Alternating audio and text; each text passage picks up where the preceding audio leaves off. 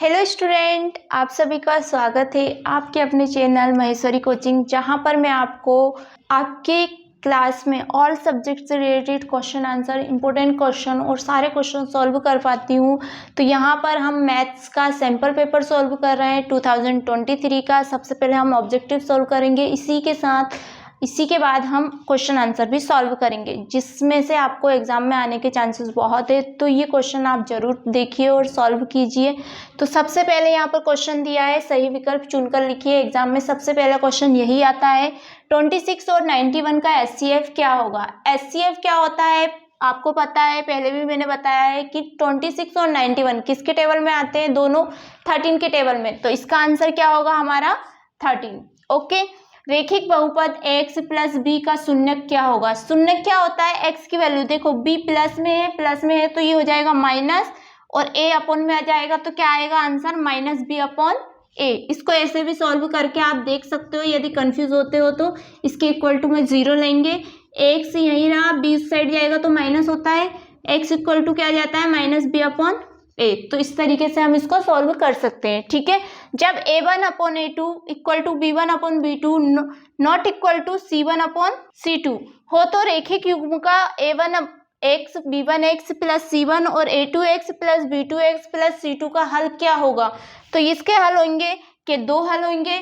दो हल तो कभी आते ही नहीं है, सबसे पहले ये तो हट गया। अब इनको तीन को देख के अंततः अनेक हल होंगे, ये कंडीशन लगती है कोई हल नहीं और अद्वितीय हल। तो यहाँ पर देखते हैं दोनों इक्वल है, बट ये इक्वल नहीं है तो इसका होगा कोई हल नहीं। यदि ये इक्वल नहीं होता तो अद्वितीय हल हो जाता, और यदि तीनों इक्वल होते तो अंततः अनेक हल होते। ठीक है, लेकिन यहाँ पे दो इक्वल है, एक इक्वल नहीं है, इसलिए कोई हल नहीं। क्लियर।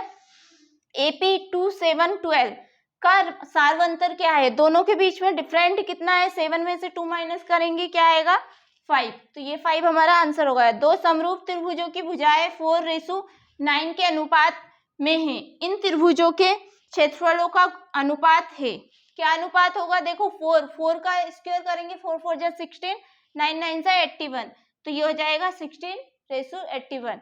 ठीक है, तो ये आंसर हो गए हमारे, सभी को मैंने सॉल्व कर दिया। इस तरीके से आप ऑब्जेक्टिव सॉल्व कर सकते हो। अब हम करेंगे इसके रिक्त स्थान मैचिंग, सभी को यहाँ पे सॉल्व करेंगे।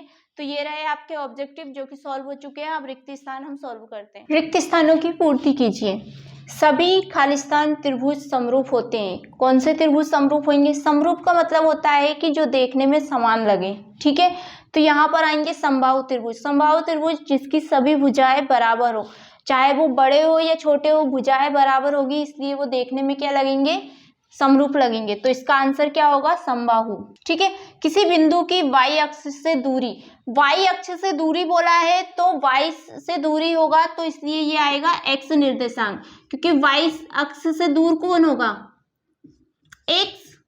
ठीक है, और यदि यहाँ पर बोलते किसी बिंदु की x अक्ष से दूरी, तो यहाँ पर हो जाता y निर्देशांक कहलाती है। ठीक है, ये याद रखना। यदि मीनार की ऊंचाई एवं छाया की लंबाई समान हो, दोनों की लंबाई समान हो, तो सूर्य का उन्नयन कोण क्या होगा। याद रखना, जब दोनों की लंबाई समान हो तो यहाँ पर हमेशा आएगा 45 डिग्री, क्योंकि आपने देखा होगा साइन 45 और कोस 45 दोनों की वैल्यू समान कब होती है, जब एंगल कौन सा हो, मतलब थीटा की वैल्यू क्या हो 45, तब दोनों की समान आएगी। तो यहाँ पर जब दोनों को समान बोला है तो कोण क्या होगा 45 डिग्री। केंद्रीय प्रवृत्ति के 3 मात्रकों का संबंध, बहुलक इक्वल टू 3 माध्यक दिए हैं, तो इसका आ जाएगा इक्वल टू -2 माध्य। ठीक है, ये फॉर्मूला है, आप याद कर लेना इसको। त्रिज्या r वाले वृत्त की परिधि का फॉर्मूला क्या होता है 2πr। ठीक है, और यहाँ पर परिधि की जगह यदि क्षेत्रफल दे दे तो क्या आ जाएगा πr²। किसी असंभव घटना की प्रायिकता सदैव होती है। असंभव है, संभव ही नहीं है, जब वो असंभव है तो मतलब कोई प्रायिकता ही नहीं होगी, इसलिए यहाँ पर क्या आएगा 0। ठीक है, तो ये ऑब्जेक्टिव रहे। अब हम करेंगे मैचिंग। सही जोड़ी बनाइए। माइनस कोट स्क्वायर थीटा, इसका क्या होगा माइनस कोट स्क्वायर थीटा है, मतलब कि स्क्वायर में वैल्यू आएगी, तो यहाँ पर सिंपल सा आप लॉजिक लगा सकते हो, स्क्वायर में यही दी हुई है तो यही इसका आंसर होगा। ठीक है, ओके। इसी के साथ cos 90 माइनस थीटा, तो cos का साइन होता है ठीक है। तो tan थीटा, tan क्या होता है साइन अपॉन कॉस, तो 30 हो गया। ठीक है। अब दिया है द्विघात समीकरण का विविक्तीकर, क्या फॉर्मूला होता है इसका, b² माइनस 4ac, तो यह हमारा आ जाएगा 4th। ठीक है। द्विघात समीकरण का मानक रूप, द्विघात समीकरण कौन सा है ये, तो इसका मानक रूप हो गया, ये हो गया 5th। एंड द्विघात समीकरण के मूल वास्तविक नहीं है, तो इसके लिए हम इन दोनों में से चेक करेंगे। तो सबसे पहले हम देखेंगे सी वाला और डी वाला। तो सी वाला हमारा आंसर होगा, यदि ये बड़ा है, हमारी वैल्यू बड़ी आ रही है 0 से, तो इसका मतलब वास्तविक है, लेकिन 0 से छोटी है, मतलब नेगेटिव में वैल्यू आ रही है, इसका मतलब कि वास्तविक नहीं है, तो इसलिए ये आंसर होगा हमारा ये। ठीक है। एक यहाँ पर एक्स्ट्रा दिया रहता है जो कि हमारा आंसर नहीं होता है। ठीक है, आपको कंफ्यूज करने के लिए दिया रहता है। तो ये हमारी जोड़ी कंप्लीट हुई। अब हम करेंगे एक शब्द में उत्तर। एक शब्द या वाक्य में उत्तर दीजिए। किसी एपी के प्रथम n पदों के लिए योगफल का सूत्र, तो हमें ये फॉर्मूला याद होना चाहिए जो कि योगफल का है, Sn equal to n/2 2a plus n-1 d। Okay, जो कि 5th चैप्टर में आपको क्वेश्चन सॉल्व करते हो तो ये फॉर्मूला आपको याद होगा। ठीक है। मूल बिंदु से बिंदु एक्स वाई की दूरी, तो 7 चैप्टर में हमने पढ़ा था दूरी d equal to x2 minus x1 का square and y2 minus y1 का होल स्क्वायर। ठीक है। एक वृत्त की कितनी समांतर स्पर्श रेखाएं हो सकती है, तो 2, क्योंकि एक वृत्त है समांतर स्पर्श रेखा है, तो इसको स्पर्श 2 ही होगी, यदि इधर भी करेंगे तो 2 होगी। ठीक है। तो कितनी होती है 2। दृष्टि रेखा की परिभाषा लिखिए।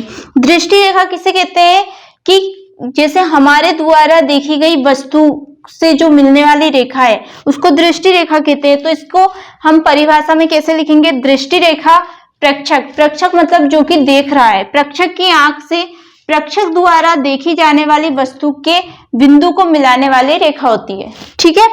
अब वृत्त के चाप की लंबाई का सूत्र। ठीक है।